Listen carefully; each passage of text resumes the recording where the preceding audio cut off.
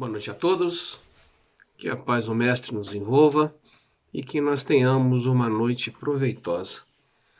Estamos todos aí sofrendo os efeitos do tal do coronavírus, né? Estamos todos aí em quarentena, em nossas casas, as nossas atividades do Centro Espírita foram suspensas, então vamos aproveitar essa quinta-feira, 20 horas, né? Todos juntos, estejamos aí em comunhão de pensamento, orando para o bem da maioria, para o bem do nosso país, para o bem de nossas famílias. E vamos hoje trocar algumas ideias de maneira rápida a respeito do medo. O que é o medo? Por que eu tenho medo? O medo é bom ou o medo é ruim? Da onde vem o medo? Posso enfrentá-lo? Mas principalmente, como é que a doutrina espírita pode me ajudar a enfrentar o medo? A primeira pergunta. Eu tenho medo de quê? Alguns têm medo da morte. Tem aquela famosa frase, né? Eu morro de medo de morrer. Perder alguém, da violência. As mulheres têm medo de engordar. Alguns têm medo de escuro, falar em público. Alguns têm pavor de dentista. Temos muito medo também de nos relacionarmos, de sermos enganados, prejudicados, magoados. Isso faz com que os nossos contatos sociais fiquem cada vez mais escassos. Temos medo dos outros, temos medo de errar. Chegamos mesmo a ter medo de amar. Hoje em dia estamos com medo de sair de casa, medo de contrair o tal do coronavírus. Então o medo, na verdade, ele campeia todas as fases da nossa vida. Nós vivemos num mundo de medo. Simples, é só vocês olharem a mídia.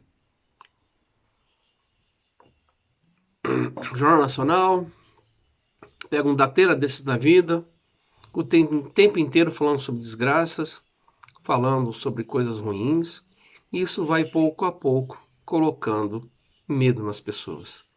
Até a nossa educação infantil reforça o medo.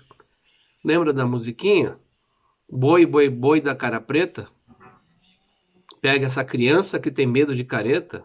Menino, se você sair na rua, o homem do saco vai te pegar. Olha só. A gente adora chegar e falar assim, olha, se você não fizer isso, eu conto pro teu pai. E sempre colocando o medo como forma de controle. As religiões também, ao longo do tempo, vêm também colocando medo. Olha, você vai para o inferno. Ou no nosso caso, você vai passar uma temporada no umbral. Olha só, sempre colocando medo. E nós também gostamos, muitas vezes, de sentir medo. Quem nunca pagou para assistir um filme de terror? Para ir num parque de diversões, naquelas atrações montanhas russas, em que o medo vai nas alturas, literalmente. Alguns esportes causam medo. Fazer algo proibido, então, nós adoramos. Chegamos a pagar até mesmo para senti-los. Então deu para ver que o medo faz parte das nossas vidas. Mas eu pergunto, o que é o medo? Se a gente for procurar um dicionário, ele vai falar mais ou menos isso aqui. É o sentimento que proporciona um estado de alerta quando se sente ameaçado. Esse é o medo instintivo, esse é o medo natural, esse é o medo puramente humano. Quando estamos em uma situação em que nos deixa correndo risco de vida ou que vai ameaçar coisas que são nossas, queridas nossas, nós entramos nesse estado de alerta. Esse estado de alerta é medo instintivo. É uma reação protetora e saudável. É uma reação de autoproteção. Quem não sente medo é louco. Então é até interessante, né? Qual é o antônimo de medo? Ah, corajoso. Não, não é verdade. O corajoso sente medo. É que a vergonha na cara dele impulsiona ele, lhe dá motivação para que ele suplante o seu medo e faça o que tenha que ser feito. O antônimo de medo é serenidade, é equilíbrio. Então nós já vimos que o medo, em sua grande parte, ele nos faz algumas reações orgânicas. A descarga de adrenalina no nosso corpo, aceleração cardíaca, tremor, aquela sensação de secura na boca, que vai nos preparar para atacar ou fugir. Depende, logicamente, de cada pessoa. A maior quantidade de sangue vai para os músculos, deixando alguns outros sistemas, tanto imunológico quanto digestivo, sem a quantidade apropriada de sangue. É por isso que muitas vezes, ao sentirmos muito medo, algumas relações fisiológicas, principalmente no trato gastrointestinal, acontecem. Vocês nunca viram falar aquela frase? Ele se sujou de medo? Por quê? Porque grande parte do nosso sangue foi para os músculos. Além dessas reações orgânicas, temos reações psicológicas também. O medo faz com que nós tenhamos uma atenção exagerada. Só focamos aquilo que nos traz medo. Além disso, muitas vezes o medo faz com que nós perdemos a razão. Quem está de fora olha e fala assim, nossa, por que tanto medo? Mas a pessoa que está vivendo aquela situação, a sua reação psicológica é de só focar naquilo e perder completamente a razão. Então nós já vimos que o medo instintivo é benéfico, mas existe o medo não instintivo, que varia de pessoa para pessoa. Tem gente que tem medo de barata, tem gente que tem medo de morrer, tem gente que tem medo de avião. Tem gente que tem medo de várias e várias coisas. Eu até botei aqui algumas coisas interessantes, né? Quem tem medo, as crianças principalmente têm, né? Medo de tomar banho. A blutofobia. Olha que bacana, nome bonito, né? Uma coisa que as pessoas têm medo, que a Cleide não vai gostar, é a equimofobia, medo de agulhas. Imagina só os acupunturistas sofrendo com quem tem medo de agulhas. Uma coisa que eu não tenho medo, manjericofobia, que é medo de cozinhar. Isso eu não tenho nenhum, mas o próximo eu tenho. O penterofobia, que é medo de sogra. Quem que os homens não têm, né? Temos claustrofobia, aracnofobia, e temos uma coisa muito interessante, que é a afobia, que é o medo de não ter medo. Chegamos a este ponto. Mas o medo, ele tem uma gradação. Ele não surge de repente, a não ser aquele medo instintivo. Ele primeiro começa com a ansiedade, que é um estágio pré-medo. Depois ele passa para o medo, vai para o pavor e depois termina na fobia. Essa gradação é interessante que nós entendemos para que evitarmos a chegarmos no último estágio, que é a fobia. Então, ansiedade. Ansiedade é esse estágio anterior ao medo. Tá? É o medo do que pode acontecer. É o medo do e se tal coisa acontecer, e se tal coisa não acontecer. É aquela pessoa que não vive o presente, apenas se preocupa e teme o que pode acontecer, que muitas vezes não irá acontecer. E já a ansiedade começa a nos trazer alguns problemas físicos, como taquicardia, sudorese, falta de percepção do presente. Daí pulamos para o medo, que nós já estamos vendo o que acontece, mas se nós não controlarmos esse medo, nós chegaremos no pavor, que é o medo descontrolado. É a ênfase do medo. É onde a gente perde a razão. A gente nem foge e nem ataca. A gente fica paralisado. Aquela frase, né? Fulano ficou paralisado de pavor. E é verdade. É quando o medo toma conta dos nossos sentimentos, da nossa razão, e nós simplesmente não fazemos absolutamente nada. Não reagimos. E se esse pavor não for controlado, chegamos no último estágio, que é a fobia, que é doença. Ela interfere nas relações sociais, ela interfere na nossa produtividade, ela interfere na nossa saúde, causa sofrimento físico, causa sofrimento psíquico. Tá? É uma psicopatologia em que muitas vezes tem que ser atendida através de profissionais. Tá?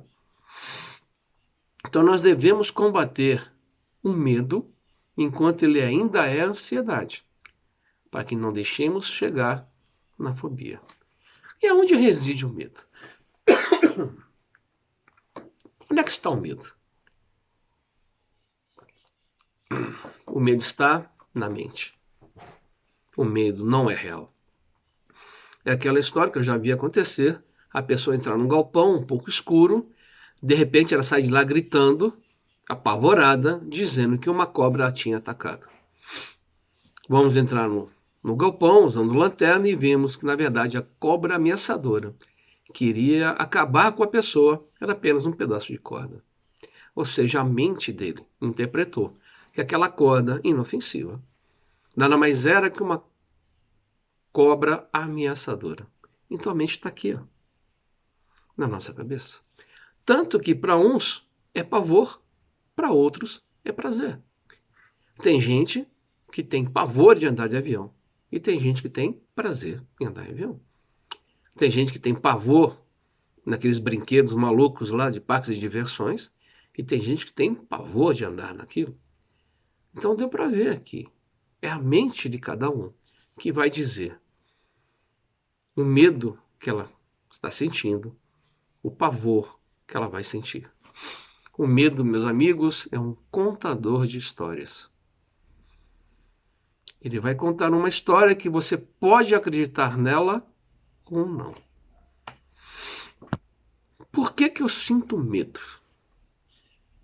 O medo vem da mente. E por que que eu sinto medo? O primeiro fator do nosso sentimento de medo é a falta de conhecimento.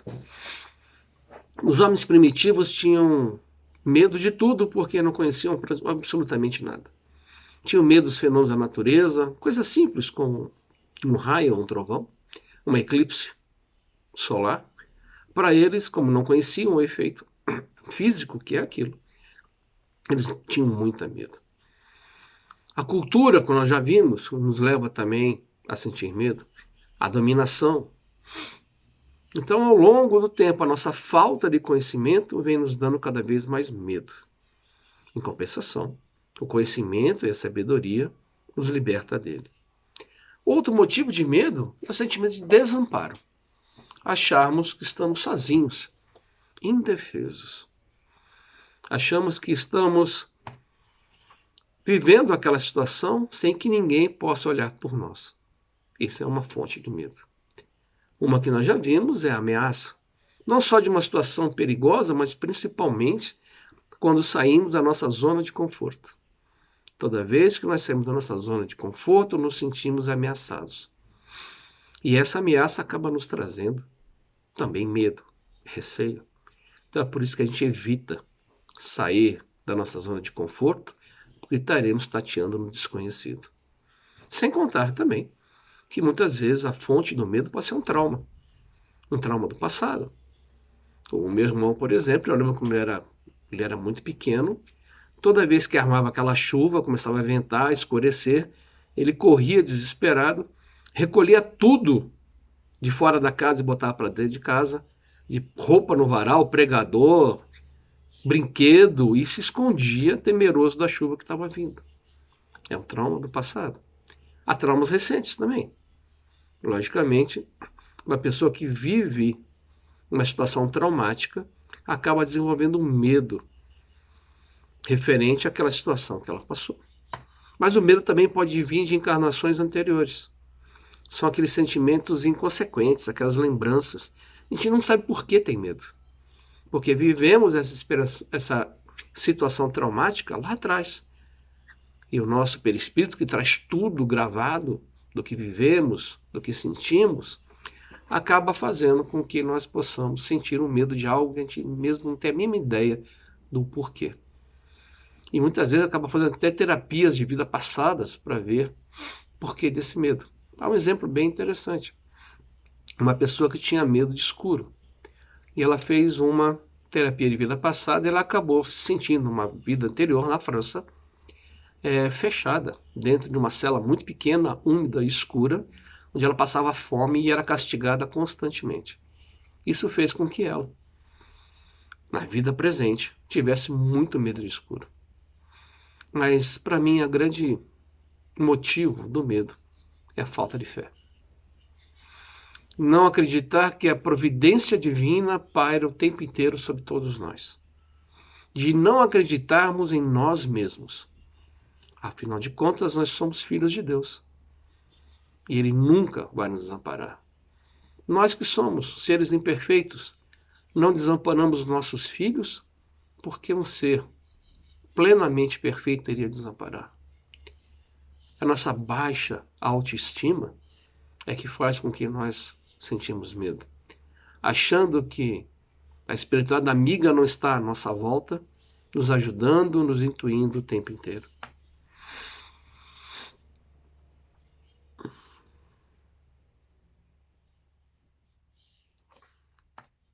Como controlar o meu medo? Por que eu falo controlar e não acabar o medo? Porque o medo não acaba. Lembra do medo instintivo, que é benéfico, que é normal de todas as pessoas? Então o medo nós não iremos acabar. Ainda mais que continuamos ainda ligados à materialidade, como estamos ligados no presente etapa evolutiva. Mas nós podemos controlar o medo. Para que nós possamos controlar o medo, nós temos que primeiro ter conhecimento. Por que eu tenho medo? Do que eu tenho medo? Esse medo se justifica? Esse medo não se justifica? Eu tenho que sair dessa minha zona de conforto e me conhecer para ver. Realmente, o início, o cerne que me causa um medo.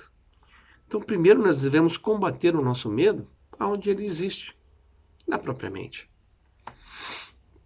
A mente ela não diferencia passado do presente. A mente não consegue diferenciar realidade de fantasia.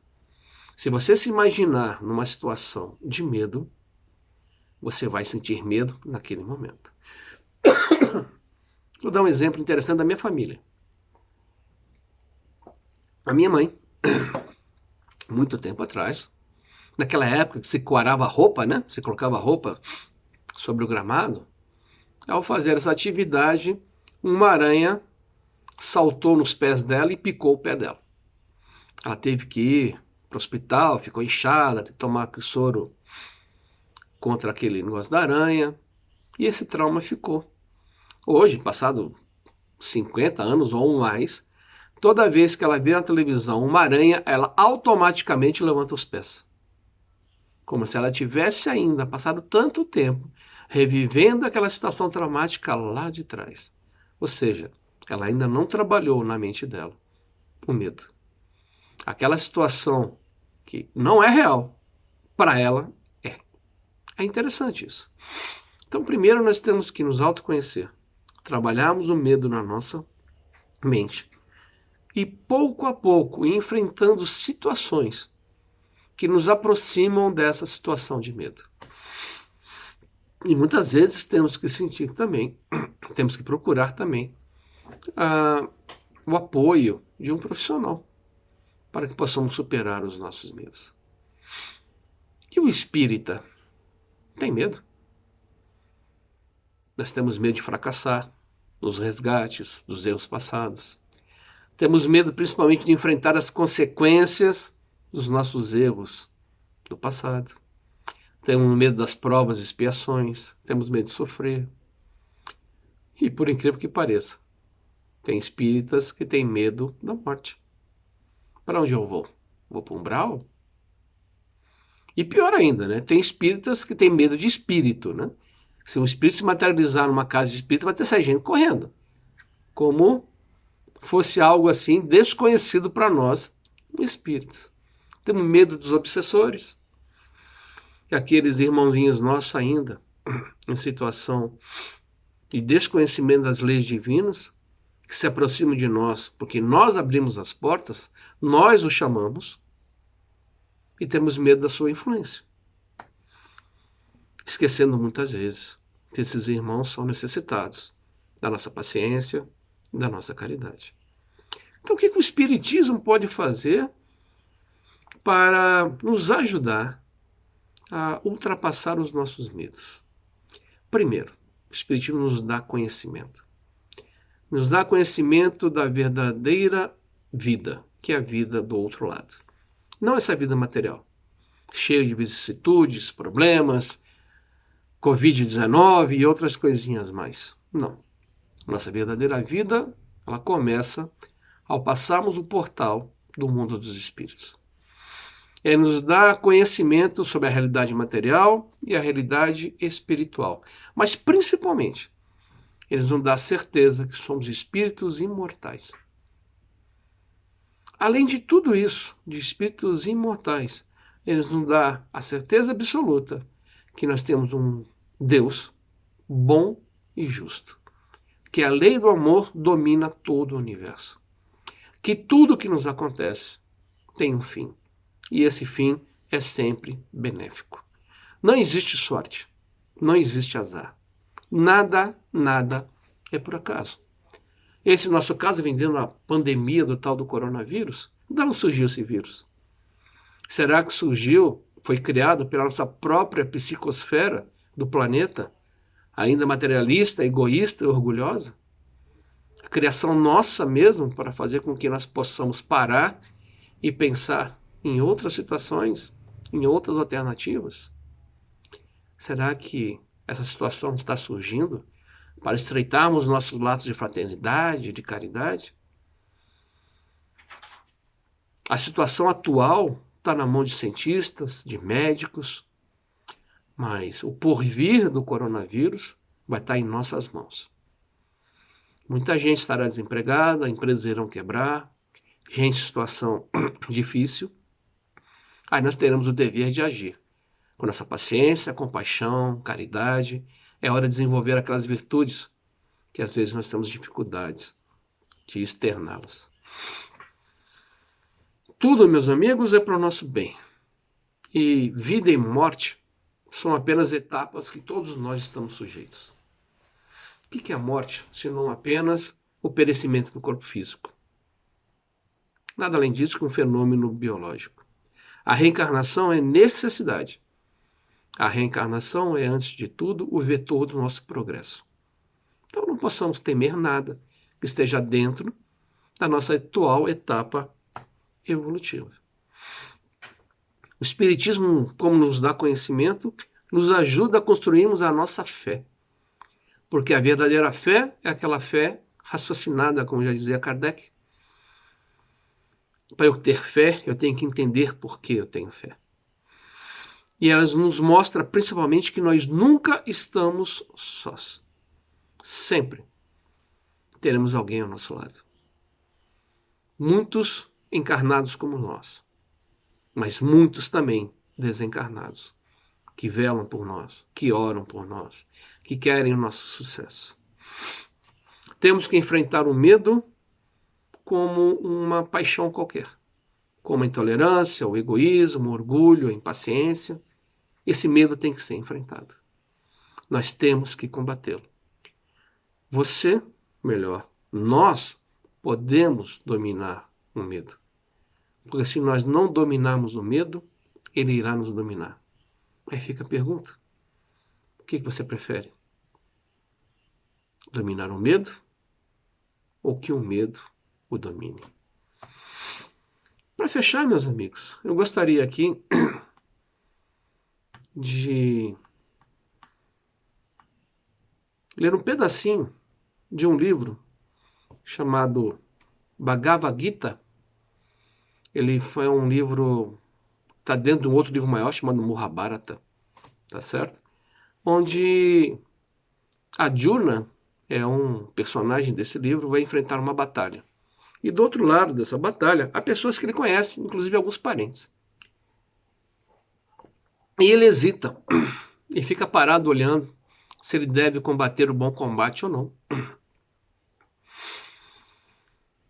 Aí um ser de luz chega para ele e fala assim: do que você tem medo? Krishna pergunta para ele: do que você tem medo? E vai, a partir daí, falar para ele algumas coisas que eu achei muito interessante, apesar de não ser um texto espírita, é um texto do hinduísmo, principalmente os Vaishnavas, ele nos traz algumas lições. Eu acho que se uma escola religiosa tem coisas boas, coisas bonitas, devem ser utilizadas. Então eu vou ler um trechinho desse livro para vocês, aproveitando e botando a musiquinha de fundo para a gente entrar no clima, tá bom? Tenha um pouquinho de paciência, então.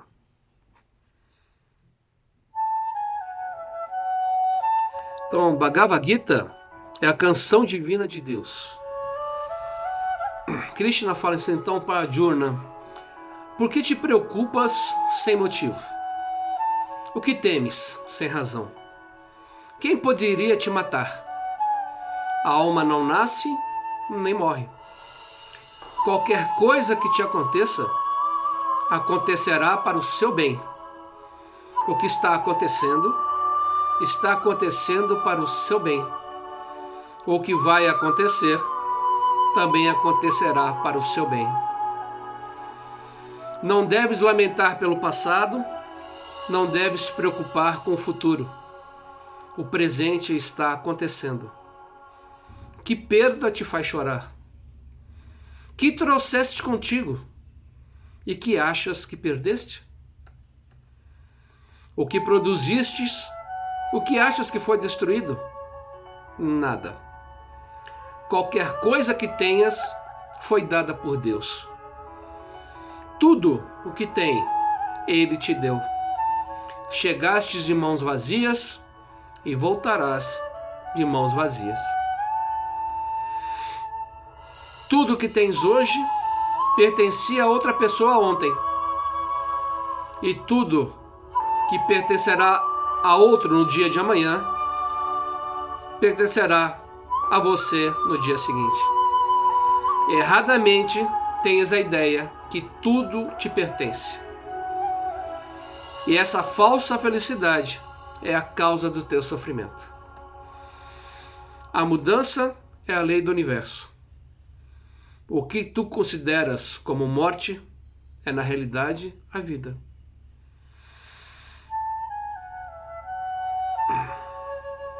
O corpo é feito de materiais da natureza e retornará para esses elementos. Mas a alma é permanente.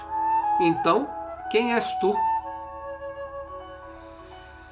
Dediques teu ser a Deus. Ele é o único em quem se pode confiar. Aqueles que conhecem essa verdade são para sempre livres do medo, da preocupação e da dor. Aconteça o que acontecer, faças como uma oferta a Deus. Isso te levará a experimentar da alegria, da liberdade e da vida para sempre. Obrigado a todos, um abraço. Não esqueçam da nossa Casa Espírita, não esqueçam do Movimento Espírita, que possamos estar todos ligados, segundas-feiras às 8 horas da noite, às quintas-feiras às 20 horas, para vibrarmos juntos, para que essa situação passe e nós possamos assumir as nossas responsabilidades que estão por vir. Abraço a todos, que o Pai Maior nos abençoe.